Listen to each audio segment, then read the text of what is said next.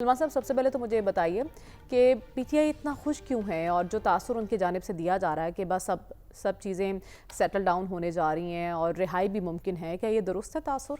देखिए, बात यह कि अगर वो खुशी का इजहार कर रहे हैं तो मेरे ख्याल उन्हें खुश होने दें। और बात यह कि इस पे उनके सेक्रेटरी जनरल और लतीफ़ खोसा साहब की मैं प्रेस कॉन्फ्रेंस देख रहा था तो यकीनन उन्होंने खुशी का इजहार किया है। और बात यह कि इसमें देखें ना, दो चीज़ें हैं। एक तो 9 मई के वाक़यात हैं। 9 मई के वाक़यात पाकिस्तान की सियासी तारीख़ का एक स्याह बाब है।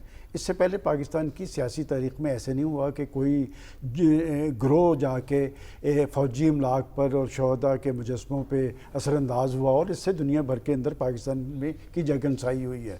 और दुनिया के किसी मुल्क में इस तरह की रवायत मौजूद नहीं है। अब ये है कि जी ये कौन लोग थे, किसके कहने पे गए, माइंडसेट क्या था, इस हवाले से मैं समझता हूँ कि जो कानून और इंसाफ के तकाजे पूरे होने चाहिए। लेकिन अभी ज़मानतें जो हुई हैं उसके बाद एक तासुर दिया जा रहा है पीटीआई की जानिब से कि अब रिहाई मुमकिन होने वाली है। मुझे तो मैं आपको एक चीज़ बताऊं कि इस वक्त वो उनकी हैसियत जो है कि मुलज़म की नहीं है, वो अदालत से सज़ा याफ्ता है और केसेस भी मौजूद हैं जैसे आपने अपनी इब्तदाइया में कहा। अभी मुझे नहीं लगता कि कोई उनकी सज़ाओं की माफ़ी या उनको कोई रिलीफ मिलने का इम्कान है। अलबत्ता ये बात ज़रूर है, आपको याद है मैं यहाँ पर मुसलसल एक बात अब से नहीं, जब इमरान खान साहब की हुकूमत थी, मैं मुस्लिम लीग नून के वाले से भी कहता था कि सियासी लोगों को आखिरी रिलीफ जो है हमेशा कोर्ट से मिलती है। और बात है कि आपको कोर्ट्स के मुकदमात संजीदगी से लड़ने चाहिए। और आप पाकिस्तान की सियासी तारीख उठा के देख लेना कि जुल्फ़िकार अली भुट्टो साहब का केस था, उसके बाद के केसेस, जब आप अपने केसेस को कानूनी बुनियादों की बजाय सियासी बुनियादों पर लड़ेंगे तो फिर अदालतों के लिए मुश्किल पैदा होती है। अब कल आप देखें कि खुद चीफ जस्टिस साहब ने अपना बेंच तब्दील किया और बेंच तब्दील करने के बाद उन्होंने ज़मानतें दी और ज़मानतें मिलनी थी। ज़मानत मुल्ज़म का इख्तियार होता है, उसे आप रोक नहीं सकते। अलबत्ता उन्होंने जो ट्रायल कोर्ट की तरफ भिजवाया है और उन्होंने कहा है कि 4 माह के अंदर वो इस हवाले से फैसला करें। और इससे पहले भी आपको याद होगा कि जिन लोगों को सज़ाएं मिली हैं इसी तरह की डायरेक्शन थी। जिन लोगों को सरगोदा के अंदर या लाहौर के अंदर जिन लोगों को सज़ाओं का अमल था, पहले मुझे नहीं पता कि ये टेक्निकल इशू क्या है कि पहले ये 90 डेज़ में होता था, अब ये 120 डेज़ की डायरेक्शन आ गई है।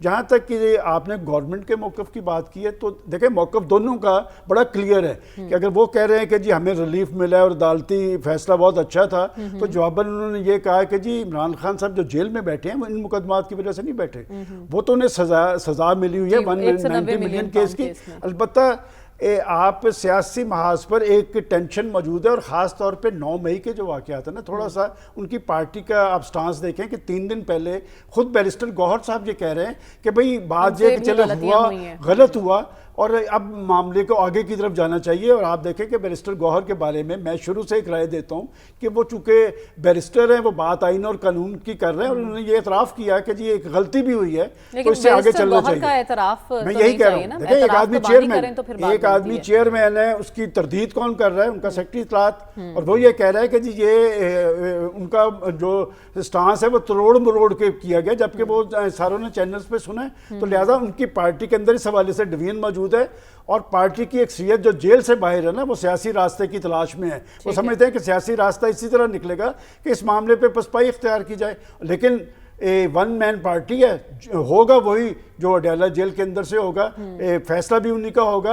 और इसलिए उन्होंने कहा कि हम उसी मौक़िफ़ के साथ खड़े हैं जो इमरान खान साहब का मौक़िफ़ है। और इमरान खान साहब का मौक़िफ़ क्या है? उन्होंने ना सिर्फ 9 मई के वाक़यात, उन्होंने तो 12 मई को कहा था कि दोबारा अगर इस तरह करेंगे तो फिर ये रद्द-ए-अमल होगा। लेकिन हैरत अंगेज़ तौर पर ये वही अदालतें हैं और वही सिस्टम है जिस पर पीटीआई तनकीद करती रही कि हम मायूस हो चुके हैं, हमें यहाँ से इंसाफ नहीं मिलने वाला। अब उन्हीं अदालती फैसलों के नतीजे में वो खुशी भी मना रहे हैं और ये भी कह रहे हैं कि बहुत जल्द रिहाई के इम्कानात भी हैं। सलमान साहब, सबसे पहले तो मुझे बताइए कि नए सूबों की बहस कहाँ से और क्यों छिड़ रही है और क्या वाकई नागुज़ीर है मुल्क की तरक्की के लिए नए सूबे बनाना? असल इशू जो है वो गवर्नेंस का इशू है कि आप तमाम मामला उठा के देख लें कि आज पाकिस्तान को, अगर आप पाकिस्तान के लोगों को मसाइल ज़्यादा देख रहे हैं, पाकिस्तान के अंदर बदइंतज़ामी देख रहे हैं, बेयकीनी देख रहे हैं, तो ये गवर्नेंस का बहरान है। اور میاں عامر صاحب نے اگر یہ بات کی ہے، دراصل وہ ڈسٹرکٹ گورنمنٹ سسٹم کا حصہ رہے ہیں۔ Exactly. اور اس وقت ڈسٹرکٹ گورنمنٹ سسٹم، میں ہمیشہ یہ بات کہتا ہوں کہ جنرل مشرف صاحب کی اگر ایک پلس پوائنٹ تھا تو وہ ڈسٹرکٹ گورنمنٹ سسٹم تھا۔ اب بات یہ کہ یہ گورنرز کا بحران اگر سنگین صورتحال اختیار کر گیا ہے تو اس طرح کے بحران کا حل پیش کیا جانا چاہیے، اور یہ صوبوں کی بات میاں عامر صاحب نے بھی کیا، اس سے پہلے بھی ہوتی ہے۔ دیکھیں آپ پولیٹیکل پارٹیز سے اگر بات کریں گے نا، وہ کہیں گے جی ہم نئے صوبوں کے حق میں ہیں، لیکن وہ اس پہ پیش رفت کرنے کے لیے تیار نہیں ہے۔ اس لیے تیار نہیں ہے کہ جی اجتماعیت ہے، کہ دنیا کے اندر آپ دیکھ لیں، دنیا کے اندر جہاں پر گورنرز کے بہترین ماڈل ہے وہاں پر اختیارات تقسیم ہوتے ہیں۔ پاکستان کے اندر یہ مرکزیت قائم کی جاتی ہے اختیارات کی، اور جب ہم گورنرز کی بات کرتے ہیں اور نئے صوبوں کی بات کرتے ہیں، سسٹم ہے نا، اس پر بھی عمل درآمد نہیں ہوتا۔ بھائی اگر اس پنجاب کے 4 صوبے ہو جائیں تو کیا لوگوں کو انصاف نہیں ملے گا؟ گورننس کا عمل یقینی نہیں بنے گا؟ کہ یہ کوئی ایک کا مسئلہ نہیں، کراچی کے یہ کراچی ڈوب گیا ہے، کراچی کے اندر اگر وہاں پر کراچی کی ڈسٹرکٹ گورنمنٹ ہوتی تو کوئی جواب دہ ہوتا ہے، اور وہاں پر جس طرح کی ڈسٹرکٹ گورنمنٹ موجود ہے، سب کو پتہ ہے کہ ایک پارٹی نے کس طرح وہاں پر ڈسٹرکٹ گورنمنٹ پہ قبضہ کیا۔ یہ صرف نئے صوبوں کا ایشو نہیں ہے۔ اگر پاکستان کے اندر ڈسٹرکٹ گورنمنٹ سسٹم یا مقامی حکومتوں کا سسٹم ہی کام کر رہا ہوتا تو نئے صوبوں کی بات نہ ہوتی، اور آج پاکستان نہیں چل رہا۔ دیکھیں بات یہ کہ اگر انڈیا اپنے 9 صوبے بنے تقسیم کے وقت، انہوں نے 23 کر لیے۔ آپ امریکہ کے اندر دیکھیں 13 ریاستیں 50 ہو گئی۔ آپ چائنا کے اندر دیکھیں کہ ان کے 1.5 لاکھ لوگ یونین کونسل کی سطح پہ موجود ہیں۔ تو جب تک یہ اختیارات کی تقسیم نہیں ہوگی، میں نہیں سمجھتا کہ پاکستان کے اندر گورننس کا مسئلہ حل ہو پائے گا۔ البتہ یہ جو بات بار بار کی جاتی ہے کہ جی یہ آئینی طور پہ بہت مشکل ہے، بھائی آئینی طور پہ جب آپ کی ضرورت ہوتی ہے تو 26ویں آئینی ترمیم ہو جاتی ہے نا۔ ان پولیٹیکل پارٹی سے پوچھا جانا چاہیے کہ ویسے وہ کہتے ہیں، مجھے یاد پڑتا ہے کہ ریزولوشن کہ جی 2/3 اکثریت صوبے میں چاہیے ہوگی، 2/3 اکثریت مرکز میں چاہیے ہوگی۔ جب آپ نے کرنا ہوگا تو وہ سارا کچھ ہو جائے گا، اور میں نہیں سمجھتا کہ پاکستان کی پولیٹیکل پارٹیز کریں گی۔ ایک بات میں ضرور کہوں گا کہ سیاسی کارکنوں کو اس ایشو کو اٹھانا چاہیے کہ یہ جو مخصوص لوگ ہیں، دیکھیں اس میں کوئی دو رائے نہیں کہ پاکستان کے اندر سب کو پتا ہوتا ہے جی پرائم منسٹر کس نے بننا ہے، چیف منسٹر کس نے بننا ہے، لیکن کوئی سیاسی کا مطلب رانا ثناء اللہ خان صاحب ہیں، میں ذاتی طور پہ جانتا ہوں اس شخص نے کتنی مار کھائی ہے۔ جب وہ پنجاب پریزیڈنٹ بنے تو مجھے یاد ہے میں نے ان سے کہا تھا کہ پنجاب پریزیڈنٹ کیا پنجاب کا چیف منسٹر بھی بن سکتا ہے؟ میں کہا یہ نہیں بن سکتا۔ تو بات یہ ہے کہ یہ سیاسی کارکنوں کو اور سیاسی جماعتوں کے اندر اگر جمہوریت ہوگی تو تب ڈسٹرکٹ گورنمنٹ سسٹم ہوگا، تب ہی نئے صوبے بنیں گے۔ ٹھیک ہے۔